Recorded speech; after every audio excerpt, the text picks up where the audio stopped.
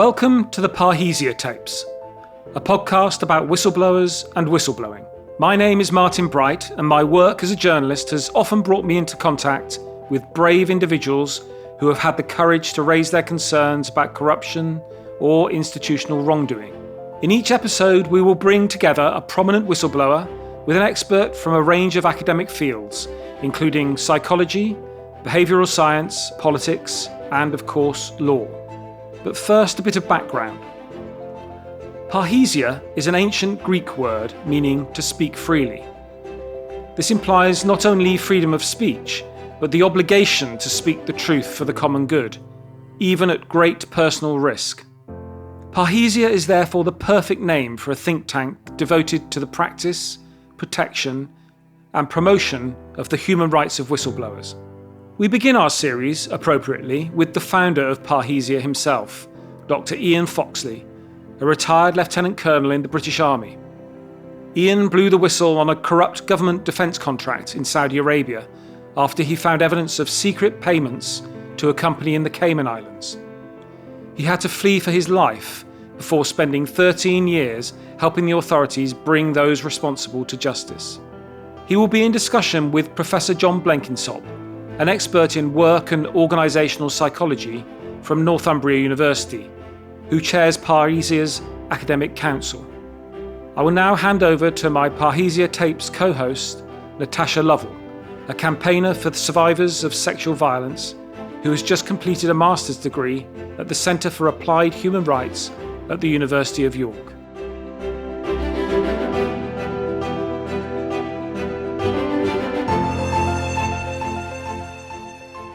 Okay, well, thank you for joining us and tuning in to the Parrhesia podcast series, which elevates the voices of whistleblowers, discusses the challenges they face and the extraordinary experiences that they've had, and addresses the changes that need to be made within institutions on a UK and more global scale.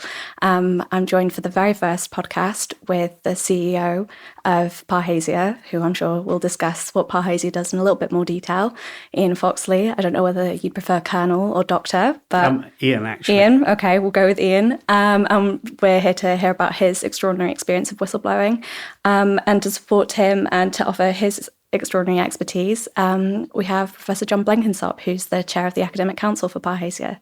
Thank you. Nice to be here. It's really great to have you here. So I guess we'll start with Ian, if you're happy to. If you'd be able to talk to us about your experience. Thank you.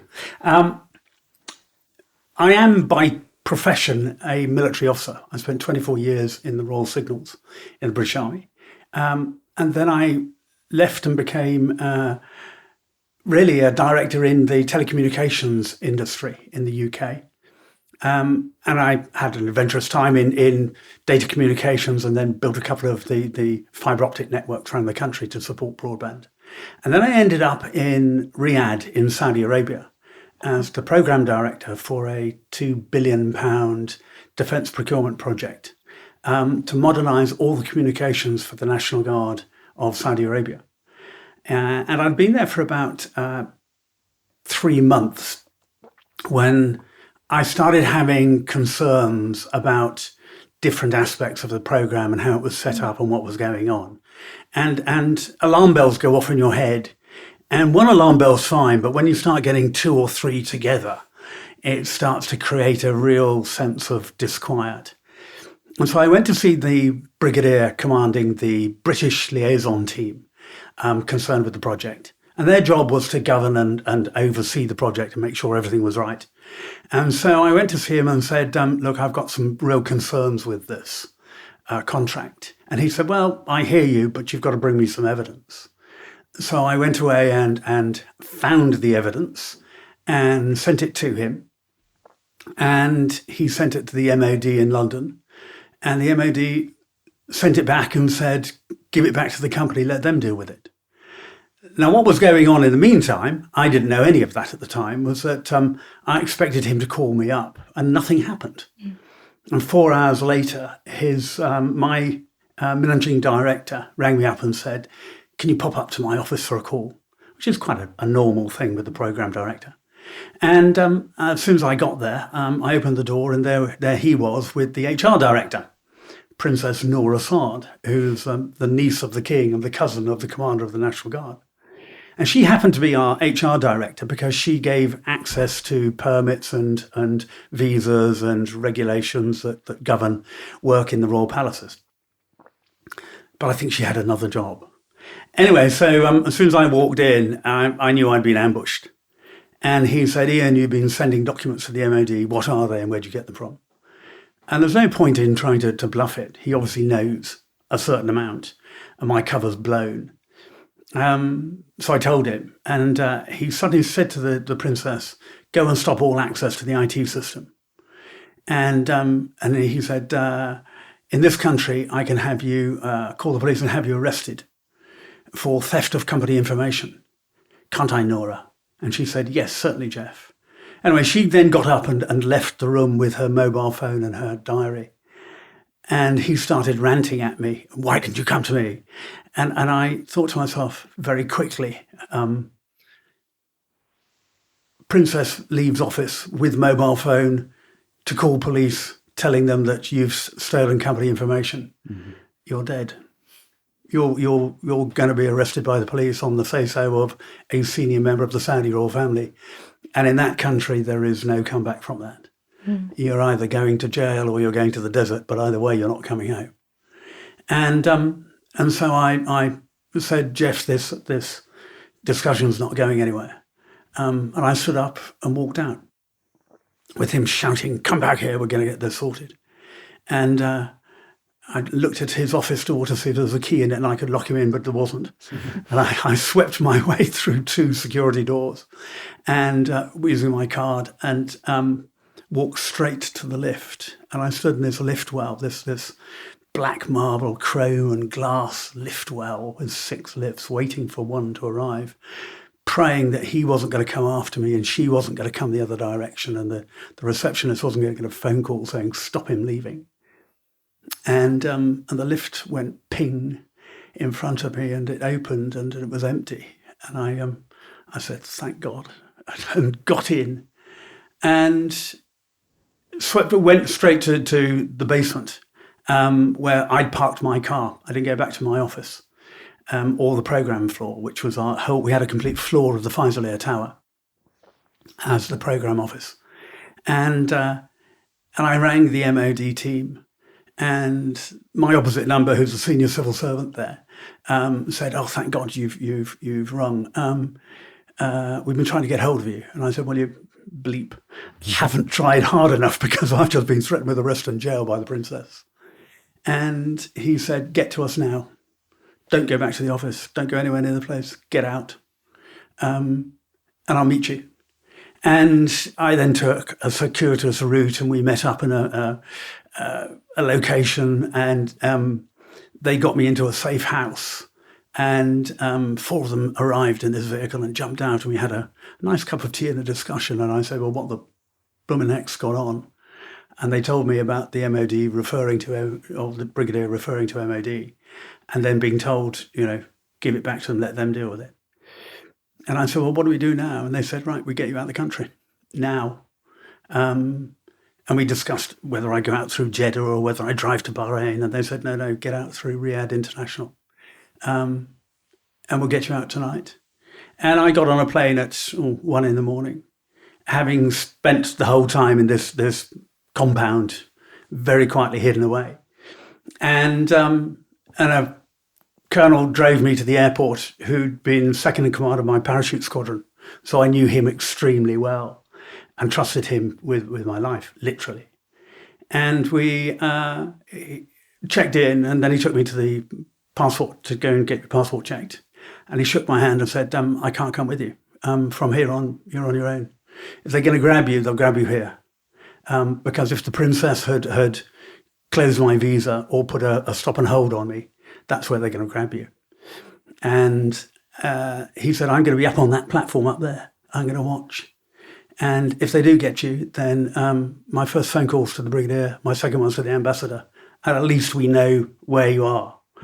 We'll work on it from there." So I shook his hand and went onwards. And I've hated passport controls ever since, I have to say. And certainly in the Middle East, it's a horrible experience because you're so vulnerable. And I hid myself away in amongst the crowds. I didn't go to the business lounge. I literally hid away. And then got on the aircraft and texted him when doors closed saying, I'm gone. And flew out to UK. And then when I got to UK, took evasive steps around at Heathrow to get out without anyone tracking me or wanting to shove me off a platform. And took a bus and a train and then another train and ended up at my parents' deep in the countryside.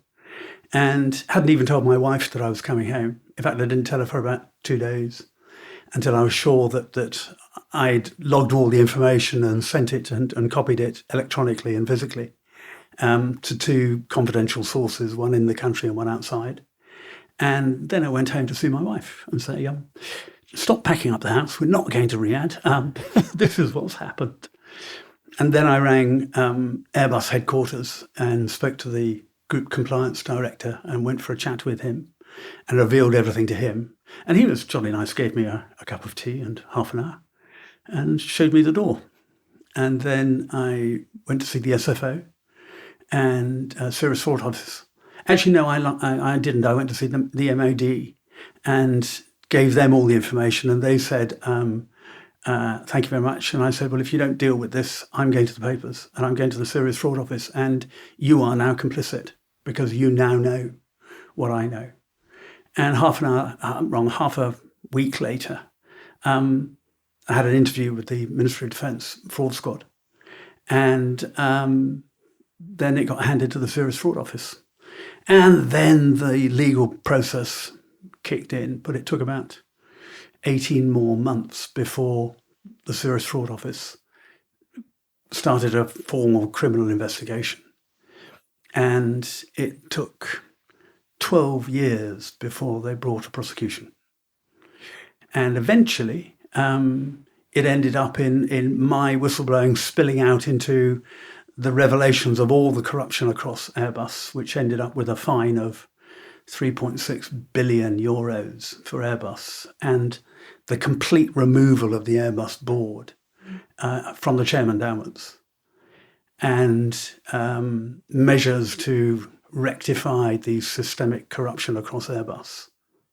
And then the following year, GPT, the company I blew the whistle on, pleaded guilty and were fined £28 million and £2.2 million costs. And then there is the last trial of the individuals, the managing director and the intermediary company who are dispersing the bribes from the Cayman Islands. And that's due to take place this month, running through to December. So it's still topical.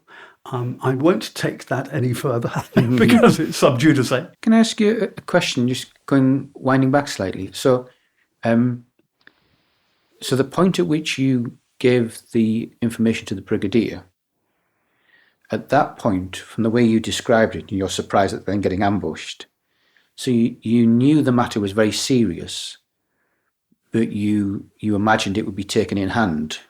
Absolutely. Yeah. I mean, it was unconscionable to me that the MOD and the brigadier, knew about it, condoned it, or were complicit to it. Mm. And, in the background of this, you have to understand that my father was convicted of corruption in defence procurement. Wow. Okay. In the late 90s, he had been taking commissions from procurement contracts. And I'd been through all of that process. And I'd watched the effect that had had on my mother and my brothers and my sisters. I saw that I would never have anything to do with corruption. Mm.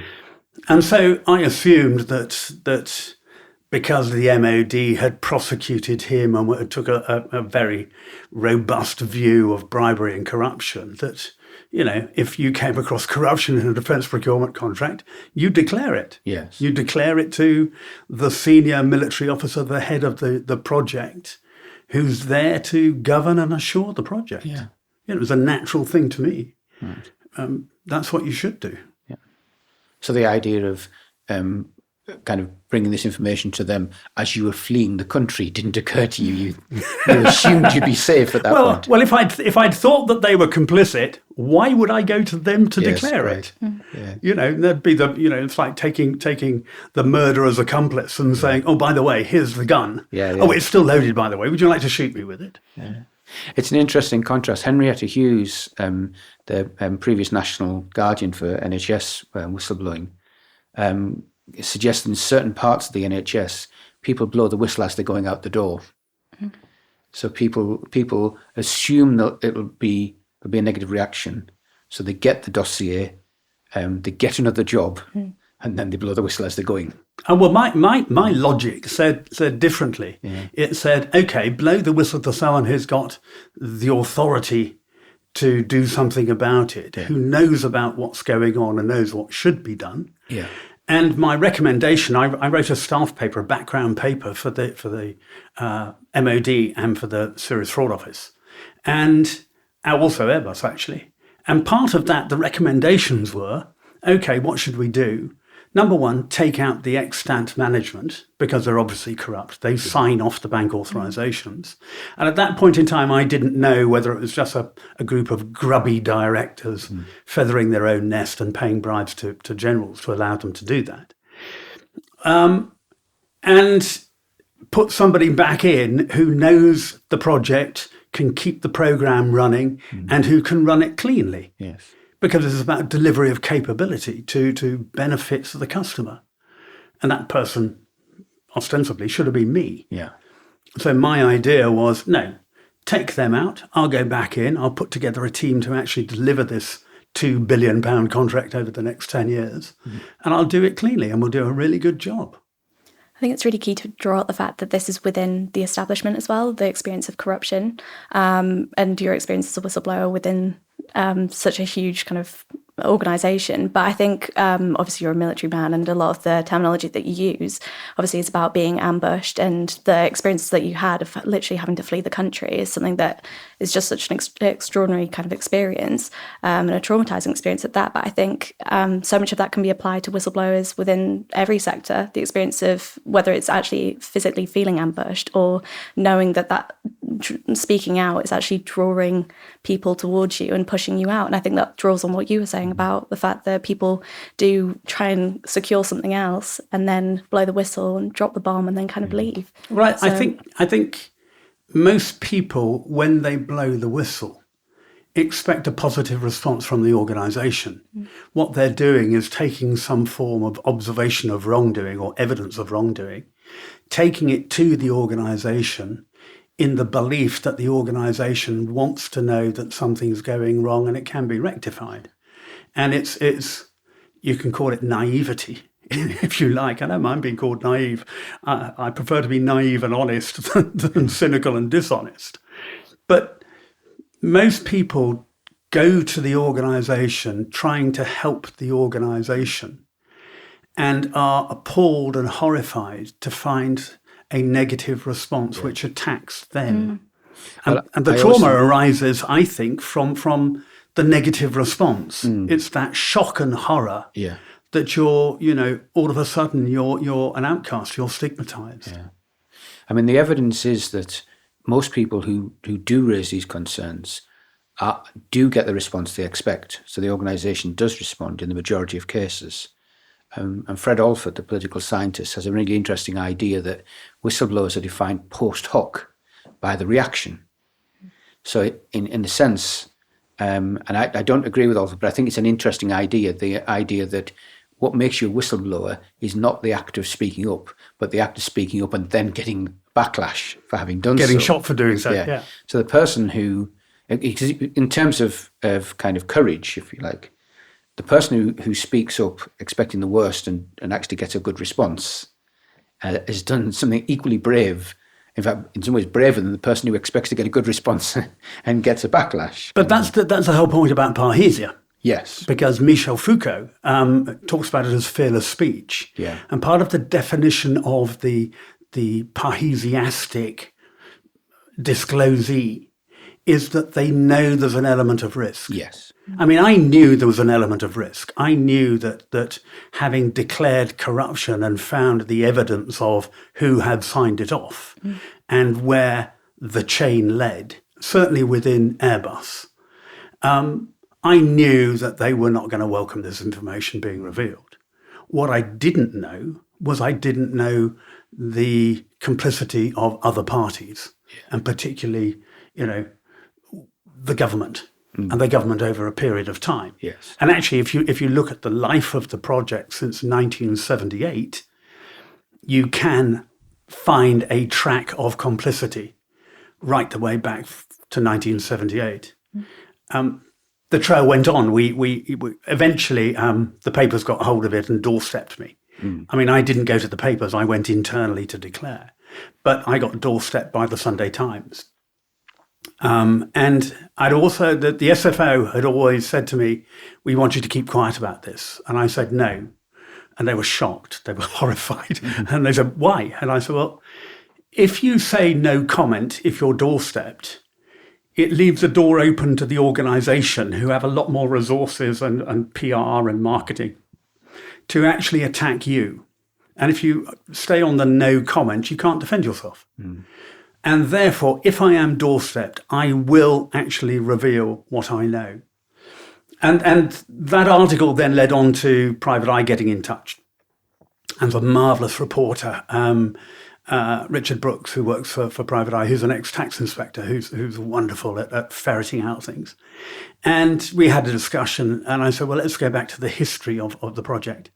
And we went back to the beginning, and I could name all the prime contractors. And so we went to the first prime contractor, who was Cable and Wireless. And he then tracked down Cable and Wireless's commercial records, which had all been archived in the Cable Museum in Porthcurno. And we went back there and we found the same company, CIMEC, had been invoiced or had been paid for whatever services or products in 1978, right the way through to 2010, because that's the company that I found in 2010. So you've got 32 years of payments to this company who had been in Liechtenstein and then Luxembourg and then a brief time in Ireland and then the Cayman Islands. And he couldn't understand why this company had changed location. And I then married that up with the time the prime contractor had changed from Cable and Wireless to Marconi Electronics, and from Marconi to GPT, and then GPT into a subsidiary of Airbus. And every time they changed prime contractor, so the company, offshore company, had jumped location as a way of cutting the trail each time. So that's the longevity of corruption, this kind of idea that it's systemic and it's a procedure that had been entered into. So your initial investigation, the brigadier's kind of tasked you to get me the evidence. So at that point, you didn't realise how long it had been going on. You just got evidence for it going on at the time. Yes. Yeah. So it's only years later that you've realised. Well, when I scooped the emails and the background documentation, the authorizations, it was a PDF that somebody else had told me that he'd had, and I knew where to look. So I went looking for it. And I found it, but I also scooped three and a half years of emails. Right. So I hadn't realised that he had been trying to blow the whistle and had been suppressed by the company. Right. And then he had formed a compromise agreement with the company, Airbus Group, in fact, and he'd done a deal. And he was your predecessor, was he? No, he wasn't my predecessor. He was actually the financial controller. Of the company. Okay. And he'd then been what they call plant potted. He'd been stuck in the corner in the finance department with nothing to do. Right. While they kept him quiet and tried to suppress him. And he had eventually, he'd photocopied everything. He had a folder and he was going to give it to the SFO. Right. And that's when they did a compromise agreement. So he had, he'd compromised himself. But he was going to get a bunch of money and another appointment elsewhere in the company, which is actually what transpired later. So he was not going to reveal. He was a whistleblower who withdrew from whistleblowing and did a deal. Right. And the longevity of the case is obviously huge, but also the 12 years that you spent campaigning and the impact that must have had on you and also your family. Obviously, you mentioned that you weren't actually able to get in contact with your wife until 2 days afterwards, if that. I can't even imagine the toll that must have taken. The real hero of the piece is her, because you never do these things on your own. You can't do them on your own. You've got to have a support network, and I call it the in a climbing analogy, they're the handholds that keep you on the rock wall of life. They're home, health, work, wealth. The most important of those, and I proved this in my master's, when I interviewed a whole load of whistleblowers to say, how did you survive this process? The thing that really keeps them on the rock wall of life is family and a very close network who effectively retain their sanity and provide that close support structure. And Emma's been brilliant. I mean, absolutely wonderful. In just keeping it all together for us, well, her and the children, the children have been very supportive as well. And a very, very close network of friends who understood what you were doing and why you were doing it. And the special circumstances of my family history that effectively didn't allow me any other path. I don't think I'd have taken any other path anyway. But if you go through what my family's been through, you can't become a criminal. Then it's a genetic mishap, not an accidental mishap. And I'm not going to inflict that on my children and my grandchildren. No. In terms of the longevity of the corruption, indeed, with the benefit of hindsight, obviously the longevity means that a lot of people must have known. But at any given time, was this kind of an open secret that you stumbled across naively, or was it always a handful of people knew and they knew damn nicely that this mustn't get out and nobody else has to find out, kind of thing? I'm going to answer that question in a slightly different way. Natasha asked earlier about whether I wanted to be called colonel or doctor. I've just finished a PhD in July, and I actually researched the topic of why people do not blow the whistle. Looking at my own case where I was a whistleblower, interviewing the people around me who didn't blow the whistle and the people above them right the way up. And I actually managed to get to the senior advisor on the Middle East to the Prime Minister. It was easy. I'd known him for 30 years. We were at staff college together. Right. And it was easy for me. Yes. And what came out was that people did know, but it was within a restricted circle. Right. But then it's a restricted circle immediately, and their predecessors, and their predecessors, and their bosses, and their bosses' bosses.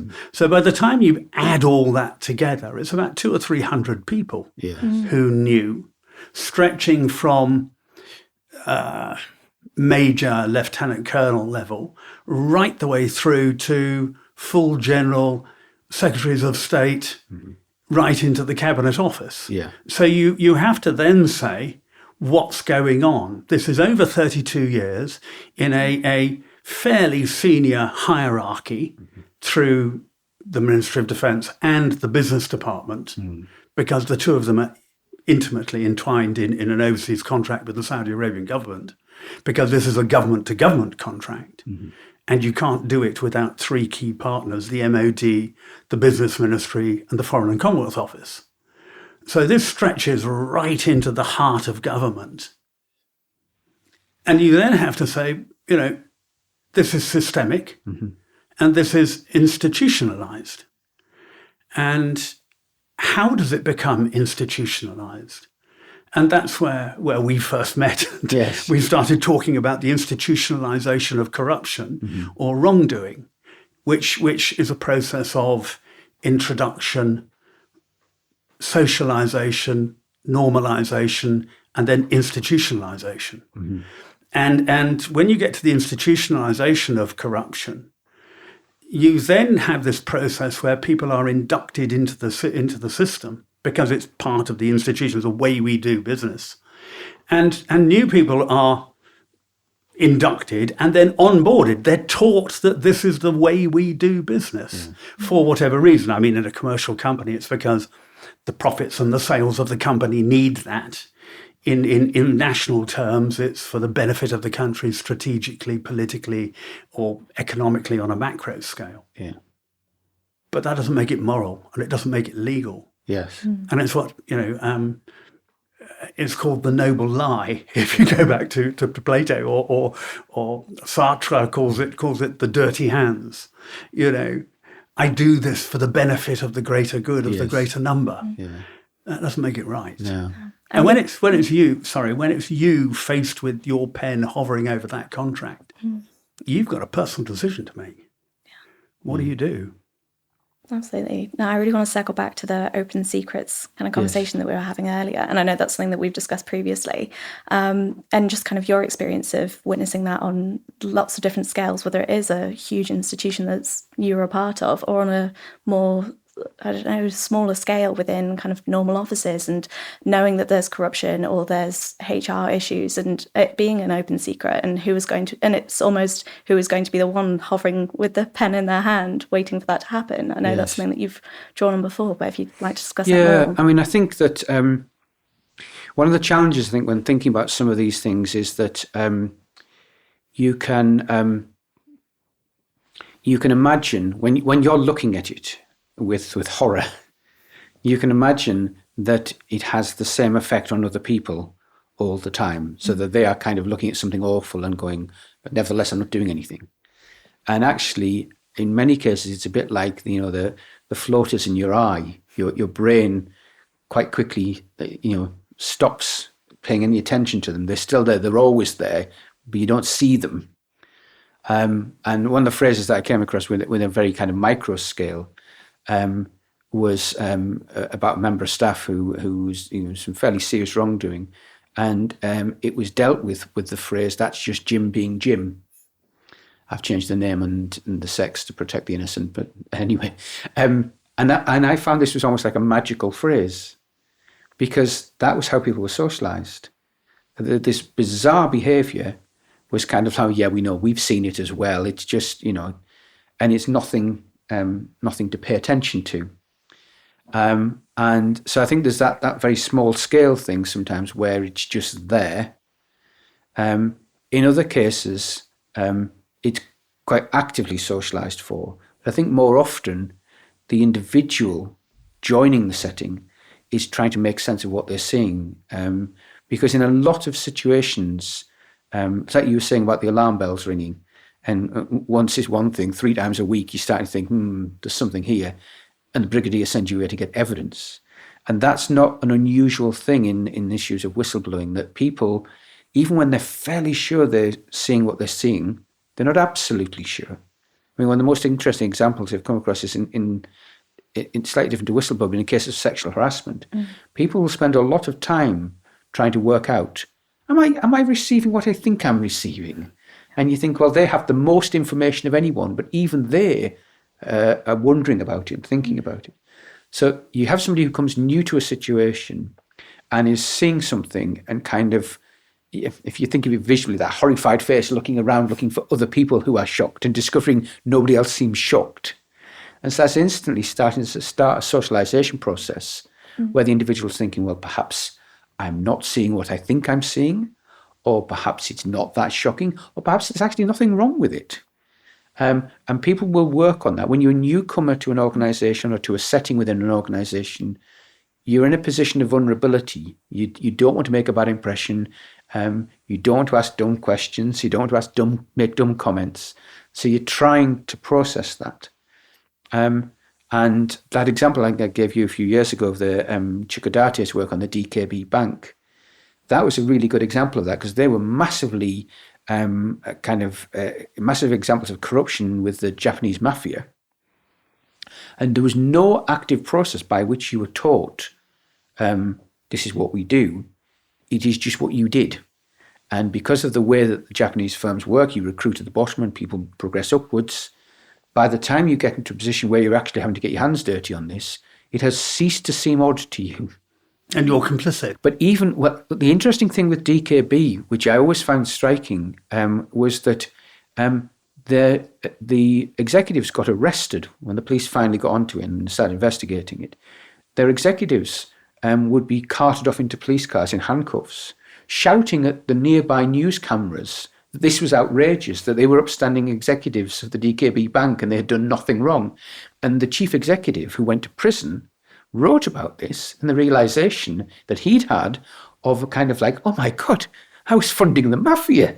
Well, if you talk to Michael Woodford, who was a whistleblower in the Olympus case, right, that's exactly what he found. Yeah. He found the same process of induction and onboarding had brought people into the criminal act, yes, in the belief that they were doing the best for the company. Yes. And if they wanted to be a company man, yeah, they just fell in with it. Absolutely. And I think in corruption and bribery and corruption cases, there's often a strong belief that spreads that, well, if we don't do it, our competitors will. This is just how it works. There was an interesting example. I visited the University of Kuwait a few years ago, and there was an academic there whose father had been involved in defence procurement. And his father used to tell the story of putting something together as a bid, and they had a big formal meeting and they were hoping to sign it. And there was a senior general there who spent the whole meeting going backwards and forwards through the papers and eventually said, I can't find my bribe in here. Out loud. And the understanding that corruption's how we work, but you don't say it out loud. So he said the entire meeting broke up, people were escorted out, a very small number of people were escorted back in, and then a few more people were added, and the paper was signed with an extra paragraph in it which nobody paid any attention to, but was clearly the general's bribe that was missing from the first version. Well, I call it the three excuses, the three great excuses. The first one is the what I call the cultural excuse. You know, particularly to where I was in Saudi Arabia, it was expected. Well, that's what we do here. Yeah. If you want to do business in this part of the world, what we're talking about is actually quite natural. You don't get anything done unless that element is in the deal. Right. And the second excuse is what you alluded to with the commercial excuse, always used by the sales and marketing people. Yeah. If we don't do it, our competitors will. Or in an international market, you know, the French or the Italians or the Germans will. They never say and the Americans, but they must be there somewhere. And the third excuse is the utilitarian, the consequentialist one. Right. It's the one the politicians love. It's we need that for our strategy, for our political alliances, for the national economy. Yeah, jobs will be lost if we're too picky about this kind of thing. It's the excuse of Airbus. You know, we have 100,000 jobs in UK that we could take elsewhere. Yes. And that is a true example, by the way. That was used as an example in this case. I think it's really interesting, and it's something to draw on for the people listening to the podcast. I'm sure so many of them have been through that experience of joining a new company or joining, whether it's whatever work experience it actually is, or whether it's in an academic sense, joining and saying, oh, well, yeah, we just kind of ignore that, or that person's is what it is. And knowing that so many people have actually gone through that process, or that self-realization, or that doubt, and realizing that actually they do have a choice, as Ian said. But yeah, I just think that's really interesting to draw on. Well, I'd like to take up the idea of parrhesia, to return to the idea of parrhesia. What we indicated earlier was that in whistleblowing, there are people who do not speak up, standing around as bystanders who could speak up. And that my PhD actually looked at why they don't, and it came up with 4 reasons. 5, actually, if you incorporate the utilitarian consequentialist view as well. But that's slightly different from the other 4, which are all centered around fear. The first one is fear of loss of your job and your money and your health and your home life. The second one is futility, because it's you're too big, I'm too small, and you'll just shoot me. The third one is this belief in complicity. You're either part of it or you're persuaded that you are part of it, and therefore you'll be prosecuted as well. And the fourth one is what I call the kind of French resistance one. It's I'm not brave enough to be a whistleblower. Right. but I'll find another way of stopping you. I'll leak it. It's the classic civil service leaking of the information in order to reveal. And that allows people to retain their self-esteem, their belief in themselves as good people, whilst not quite making themselves targets. But the idea is that if those mechanisms create fear, and fear stops people blowing the whistle, then we have to do something about overcoming that fear and therefore protecting whistleblowers better. Yes. And to do that, you've got to persuade the government. To do that, you've got to persuade them and their policymakers that you've got the evidence to show them what is going wrong, why it's going wrong, and therefore how you can overcome it. And that's what Parrhesia is set up to do. Yes. And we have the Academic Council, which you're the chair of, which has access to all the research of the past, I think, 35 years. Yeah, plus. That says, we've researched this, we know what the problem is, and we know how to overcome it. And you speak to the policy advisory group who say, well, this is going wrong. This is where the Public Interest Disclosure Act is not working properly, where there needs to be greater reforms in economic crime and fraud and corruption mechanisms. And you put them together and act as the channel to take it to the policymakers and say, look, here's the evidence. This is what we need to do going forwards. And that's what Parrhesia is. It's about the powerful guaranteeing protection to the vulnerable in exchange for the truth. But to do that, you've actually got to guarantee that protection. I think I started the podcast by describing you both as extraordinary in the experiences that you've had and the expertise that you have. And I think that almost adds to the kind of stigma that surrounds a whistleblower. So many people go through the HR procedures at the start of joining a new company and think that the actual reporting procedures don't apply to them because they couldn't be a whistleblower. A whistleblower in the media is someone that has faced so much adversity as you have, and so much struggle and gone through so much in order to protect the truth and to make it public. I think there's so much stigma that surrounds it and means that even if there's an increase in reporting procedures that are more accessible, people still believe that it's something that they couldn't do because there isn't the access the same, or the idea of a whistleblower is so ingrained in people's mind in one way. And I think it's a really interesting thing that will hopefully draw out. But I don't know. We're just ordinary people Absolutely. who are found in a situation where you have a choice to make. And you decide to follow your values and do what is right. And the sad thing is, as John says, it's, you don't wake up one day saying, I'm going to be a whistleblower. You find yourself there. And society doesn't respond, or the organisation doesn't respond in the right way. And that's what horrifies you. Yes, absolutely. And I think flipping it around, if you're trying to prevent the victimization of whistleblowers, one of the things that I think is skewed at the moment is that in many settings, the consequences of victimizing the whistleblower are not significant. So blowing the whistle can be very career damaging. Victimizing a whistleblower, not so much. And that, for me, is an imbalance. And I think we must pay attention to protecting the whistleblower, but we also need to flip it around and say, what are the consequences for people who are given information by a whistleblower which they don't act on and instead victimize the whistleblower? And that's interesting because we have relatively few signs of that shifting. There's a case, the Lucy Letby case is an example. The police are now investigating the possibility of corporate manslaughter against the senior management who were given the information and chose not to act upon it. And that's a really interesting development, and that's a very extreme case. But if you think about something like somebody spotting a safety risk and blowing the whistle on that, and that requiring a product recall, which would be costly and brand damaging and whatever, if you have the executives in a situation of saying, well, we know this, and it will be visible that we knew this, and the consequences for us as individuals, not the brand, not the company, for us as individuals, of not acting on the information we have been given and which the record will show we have been given, are very great. So let's focus on fixing this rather than crucifying this person. And it's an interesting contrast with politics, because in politics, we all complain that politicians don't resign when they should.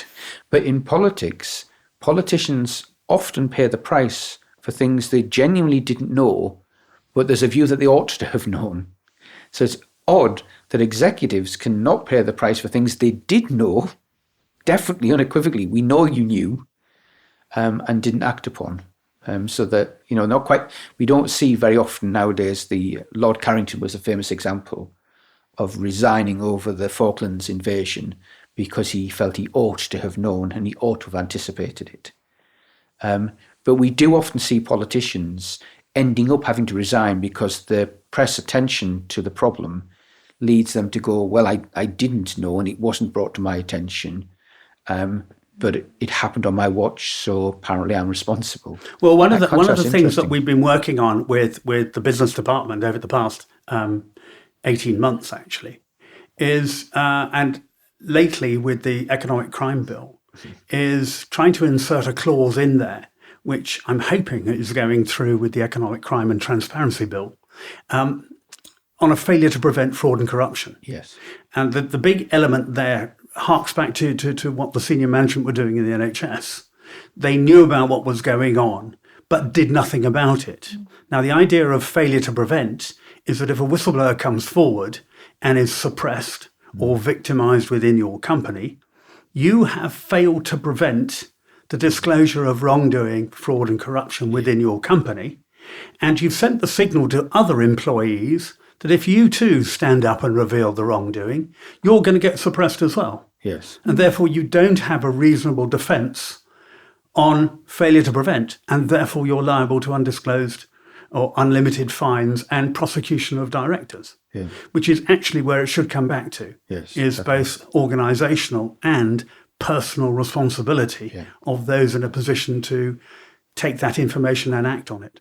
And I think that brings into play one of the things that you're describing in terms of people's likelihood of blowing the whistle, which is if they feel personally protected to some extent, nothing's perfect, and they feel that the executives will be held accountable, then it also enhances their feelings of utility, their feelings that if I do this, something will change. And that feeling that happens with a lot of would-be whistleblowers of thinking that I could blow the whistle, I could lose my job, I could lose my home, all sorts of things go wrong. And I genuinely, and in many cases they're right, I genuinely think nothing would change. And in that instance, you can ask, is it an act of moral courage to do it anyway? If your reasons for thinking it won't change are pretty grounded, you're not just being a natural pessimist. Well, that's the second of the reasons I was talking about earlier, the futility. Absolutely. You're too big, I'm too small, and you're not going to act on it anyway. I'm just going to get shot. And in some cases, whistleblowers can say, I could blow the whistle on it. On the other hand, 3 previous people have, and they all got fired, and nothing changed. And it's surprising how much you can get things out in the public domain and still nothing changes. So I do understand that that's a real challenge, I think, for organisations and for policymakers, is trying to create a situation in which the whistleblower who would blow the whistle, if they thought it would make a difference, can have confidence that it will make a difference. Because it's not unreasonable for them to be sceptical about that, I think, in many settings. You have to ask yourself, what does the whistleblower want? Yes. The whistleblower wants, firstly, to be heard. Secondly, to be acknowledged that what they have brought to the table is actually worth looking at and worth investigating. And most whistleblowers don't mind being validated. Yes. It's an act of vindication.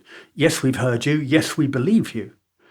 The next thing they want is they want something to be done. They want it to be mended. They want wrongdoing to be stopped. They want something that's maybe a management problem to be rectified.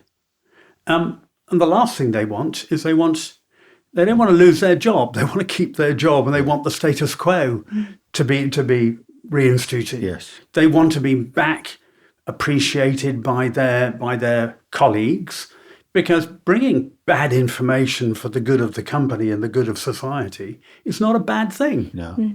But it has to be recognised as being a good thing. The first communication from Sharon Watkins at Enron, there's a very interesting few lines in that where she talks about being afraid that her years of experience of Enron will prove to be not valuable. So it indicates the level to which she is a company loyalist. She likes working for Enron. She's proud of working for Enron. She just wants them to not do the thing that she is pretty sure they're doing. Well, I think that's really interesting. I loved being an army officer. I Yeah. had a fantastic time.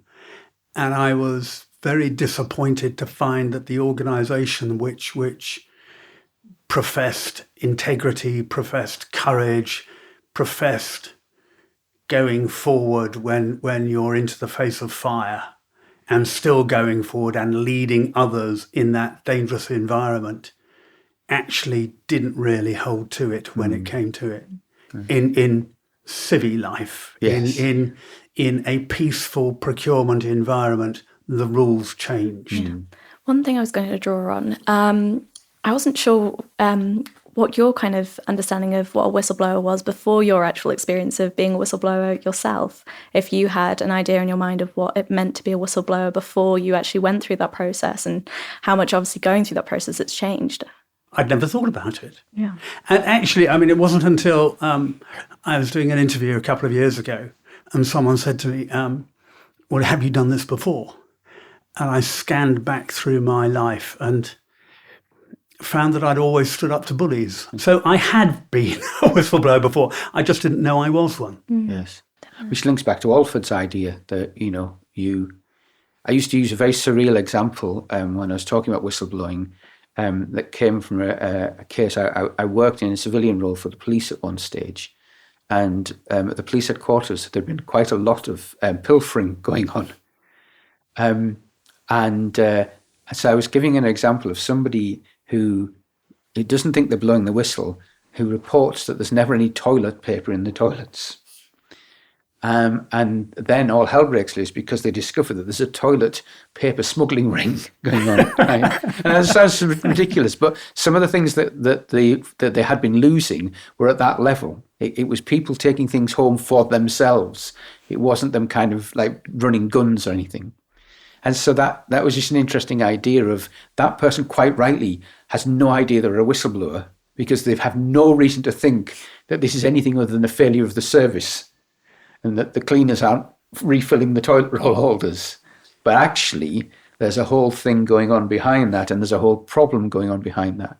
So I think often if people raise a concern and it is dealt with, they don't think, that was technically whistleblowing. I'll keep a note of that. They just move on. But it's an interesting point about whistleblowers. If somebody, an employee or a member of a group comes forward and raises a concern and the organisation accepts it positively and deals with it, looks at it and deals with it and appreciates the person coming forward, you don't have a whistleblower. Yeah. You have a good member of that group and organisation who's raised a concern and it's been dealt with. Yes. And all those things that I talked about with what a whistleblower wants, they're done. Yeah. And the person is re-injected back into the organisation and someone who spotted this, thank you very much. Yeah. We've sorted it out. Yes. Let's go forward. And we're a better organisation for the one of the reasons that people don't realise that happens in the majority of cases is that there's a degree of confidentiality and anonymity around these things, and HR policies in particular. So if you spot financial wrongdoing and the deputy finance director gets fired for it, almost certainly only a tiny number of people in the organisation will know that this person was fired, because normally an agreement will be reached and a compromise thing will be thing and a kind of not literally a press release, but a statement as to gone on to pursue other opportunities. And so in some cases, even the person who raised the concerns isn't aware that that was the resolution. We heard what you said, we investigated, you were right, they've gone. And that's part of the problem with the term whistleblower and the culture surrounding whistleblowers is that we don't hear enough good whistleblower stories. Yes. We because companies don't want to wash their laundry in public, you don't hear about bad things that have been reported and dealt with properly. Yes. And that gives the impression that organisations don't deal with whistleblowers well because you only ever hear the bad stories. Yes. Yeah. There are good whistleblowers out there, and there are good companies who deal properly with them. Mm-hmm. It's just that some organisations don't seem to get it right a lot of the time. Yes. So I think before we were talking about the idea of the profile of a whistleblower and the kind of what the whistleblower needs in kind of quite a singular kind of case study, I guess. I was wondering, John, if you think that Ian fits the bill of what a whistleblower is, if he fits those stereotypes. There's been quite a lot of research trying to look at whether there is a profile for a whistleblower, and some interest in whether perhaps personality might predict it. The stronger evidence suggests kind of a demographic profile, but the demographic profile essentially is pointing to, I think in some ways, security. So whistleblowers tend to be older, they tend to be more senior, they tend to be on more secure contracts.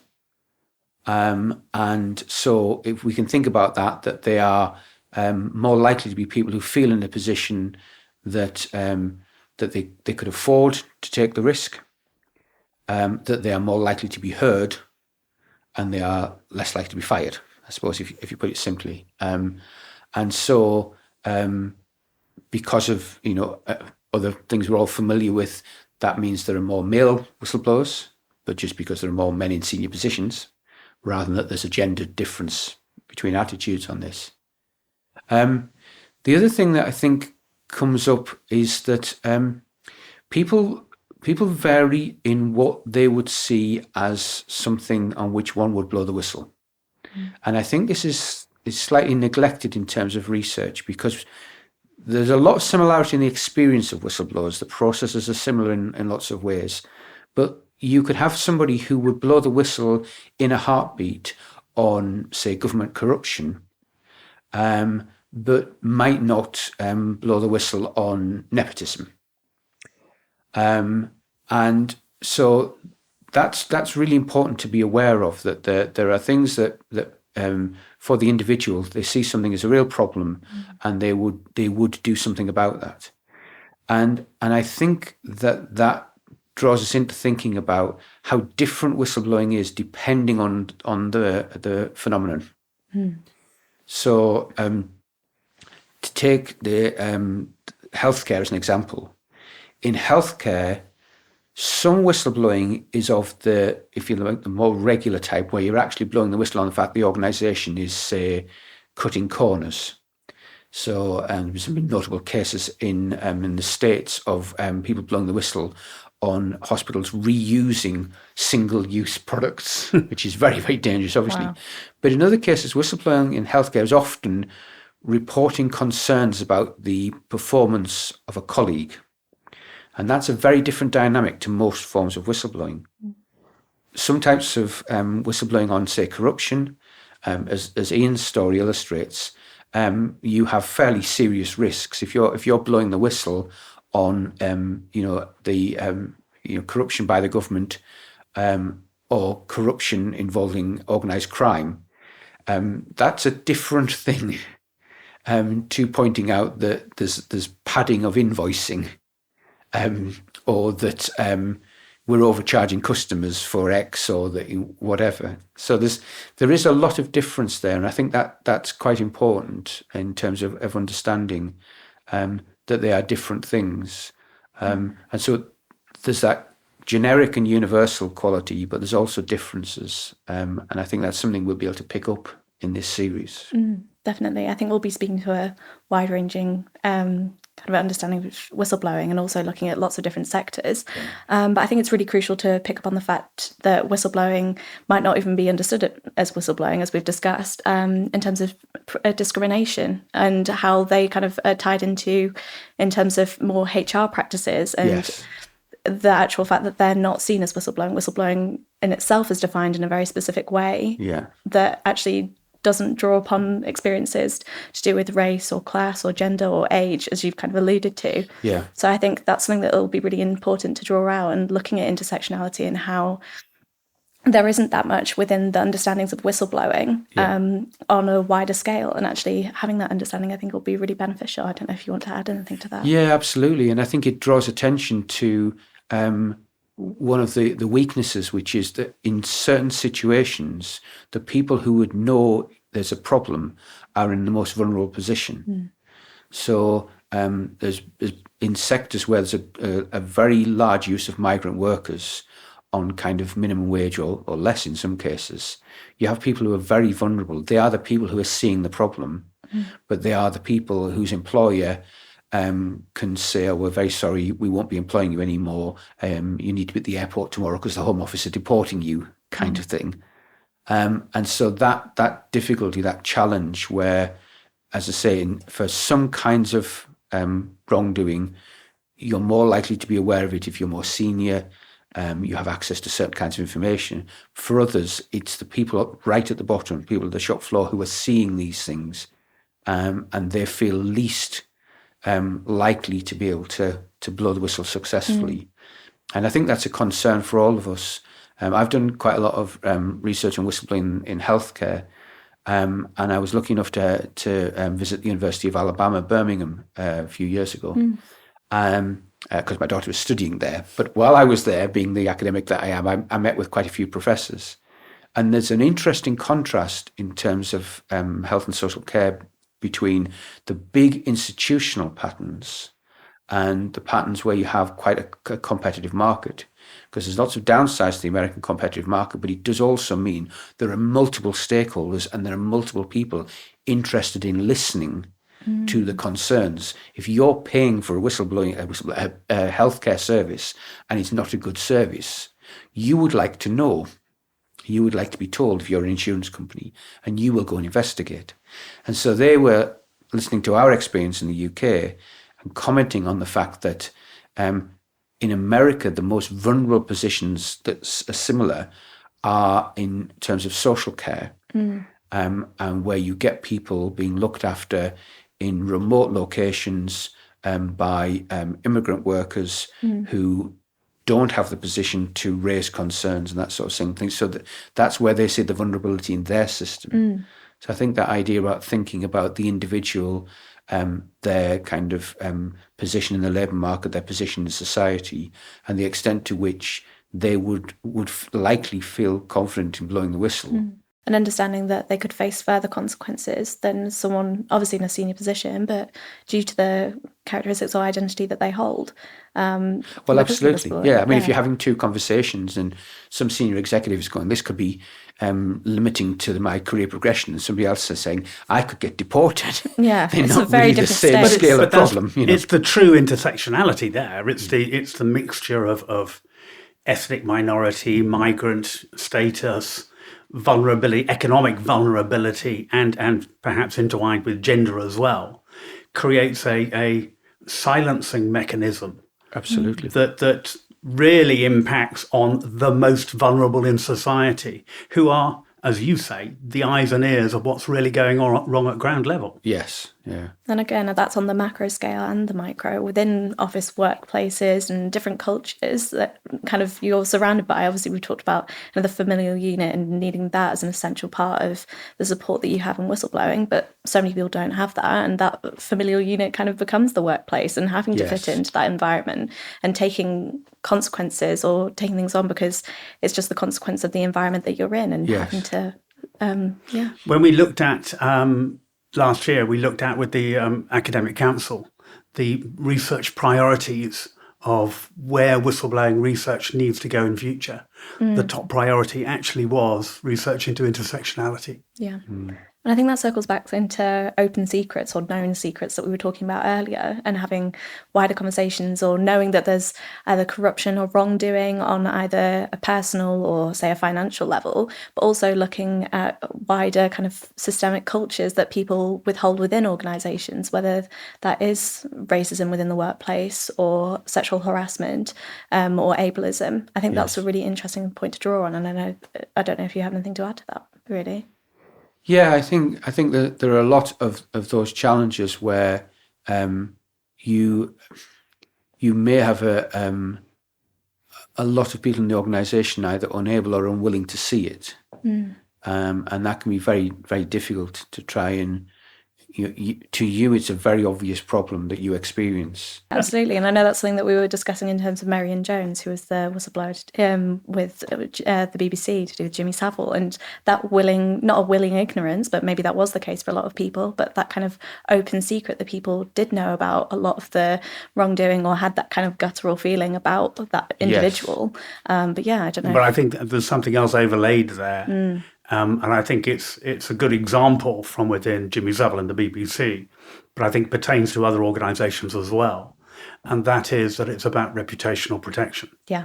It's about their priority to protect the organisation and its standing in society and its influence to attract resources that actually takes priority over the revelation of wrongdoing. And that was certainly the case within the Savile case. Yeah, absolutely. I mean, the Savile case was very challenging for them because there was a lot of disquiet about him. Yeah. But getting to the bottom of it was challenging. And there's an interesting example when Children in Need was launched. They gave the brief to BBC Wales, and BBC Wales, the director of BBC Wales, said, if Savile offers to get involved, we simply say no. And this has been pointed to sometimes as an illustration that it was widely known what Savile was up to. But actually, I think it's equally valid to see the potential that it was widely known what Savile was rumoured to be up to. And the ability for the main part of the BBC to fire him without the evidence was limited. The ability for BBC Wales to not invite him in the first place was complete. They knew, or they suspected enough to think, right, well, we don't have to have the evidence to get rid. We just don't have to let him in. Yeah, absolutely. And it's a different kind of decision. And I think these things can be really challenging. And I do think, and you see it in lots of settings, where organisations feel like a problem that they have would be a gift to their critics. Yeah. And they think that what they do is important, then it's amazing what will be tolerated. You've seen it with some of the aid charities, to be more precise. And I think it's terribly dangerous, because if you have that idea that we're the good guys, and what we do is good and right, and if that means that we have to turn a blind eye to certain things for the protection of our reputation, that it's a very dangerous train of thought. Absolutely.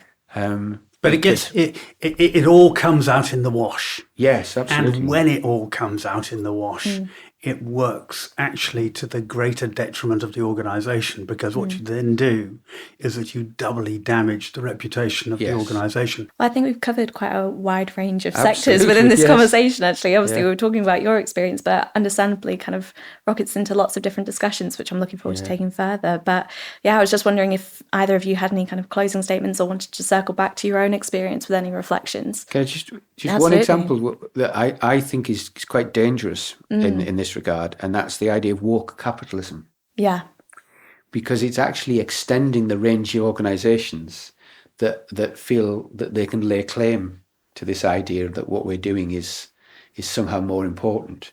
So we're not so surprised when it's the voluntary sector or the public sector making these claims, but you get organisations, brands, talking and thinking of themselves in these terms. And once you've got that mindset established, where you're thinking, but you make money. That is what you do for a living. It's woke washing. Yeah. It's like greenwashing. But if you fall into the trap of thinking, so the classic phrase that this doesn't fit with our values, and I kind of want to say, you don't have any values. You're a business.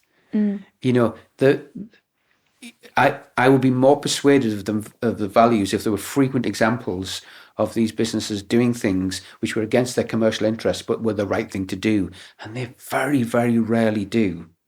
And yet they have kind of persuaded themselves that they do have particular values and that there's something, and so that creates this kind of whole other group of people who can fall into this kind of greater good way of thinking.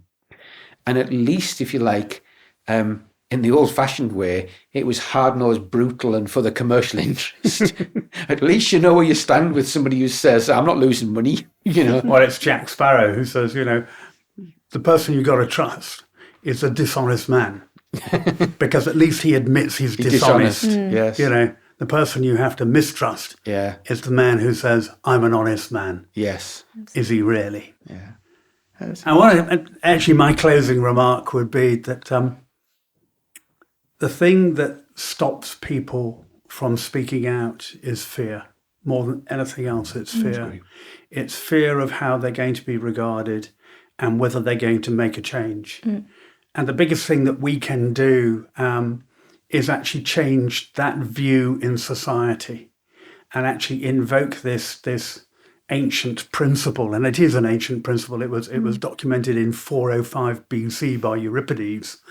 And as Parrhesia, the powerful, guaranteeing protection to the vulnerable in exchange for the truth.